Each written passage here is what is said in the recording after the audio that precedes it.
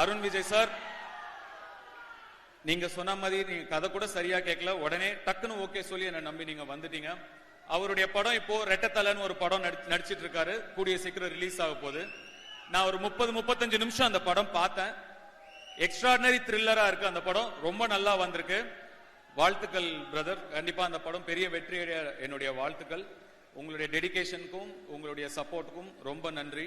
Parthiban sir, மீண்டும் மீண்டும் ரொம்ப நன்றி. நீங்க தான் அதை இன்னுமே எங்க போனாலும் சின்ன கதாபாத்திரம் சொல்றீங்களே தவிர, நீங்களே படம் பார்க்கும்போது உங்களுக்கு தெரியும் அது சின்ன கதாபாத்திரம் இல்ல, மக்கள் சொல்லுவாங்க, அப்போ உங்களுக்கு தெரியும். இளவரசு சார், நம்ம திருவிளையாடல சேர்ந்து நடிச்சோம்.